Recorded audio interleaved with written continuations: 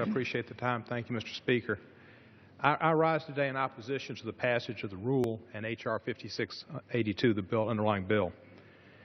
You first have to consider the opinion of the world's undisputed foremost climatologist, former NASA scientist Dr. James Hansen, the guru on this subject. Betty Crocker, Good Housekeeping SEAL, one of the first scientists to warn of the dangers of burning carbon fuel. Dr. Hansen is a member of the prestigious National Academy of Sciences, and he's likened the building and the use of the Keystone pipeline to the lighting of, quote, the fuse to the biggest carbon bomb on the planet, and nothing less.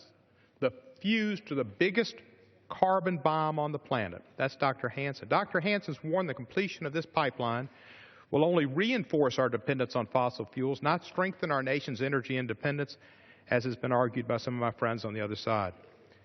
When you brush aside the studies funded by TransCanada and other oil companies, and you analyze the pure scientific studies that have no political motivation, every analysis clearly demonstrates that the Keystone XL pipeline poses major threats at every turn in extraction, in transportation, in refining, and in consumption.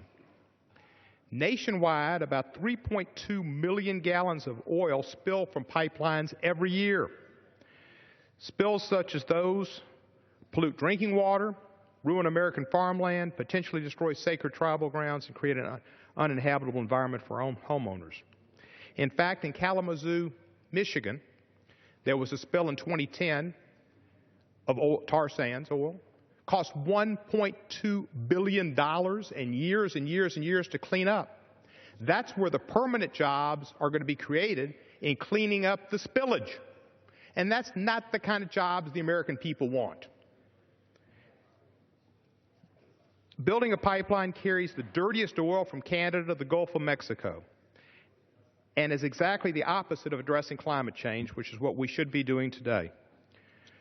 And most of this oil will not go to America, but will go through America, endangering our mid-America, and be exported overseas.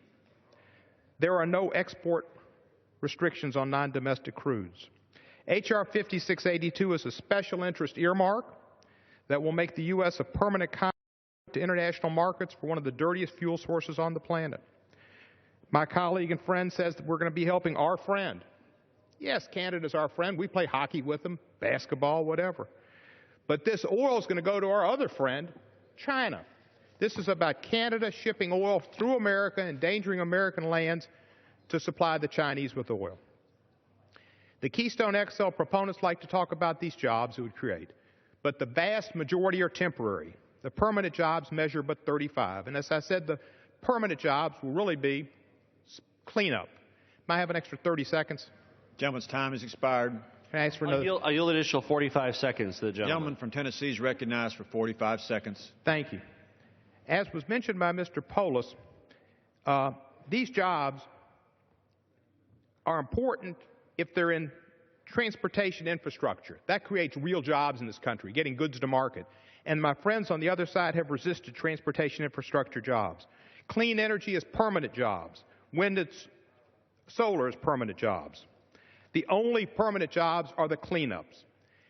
When the U.S. and China have come together in a historic agreement, this is not the time to light the fuse to the biggest carbon bomb on the planet. For these and other countless reasons, I urge my colleagues to vote no. It's time to return our focus to initiatives centered on true energy independence through renewable sources and greener domestic energy production.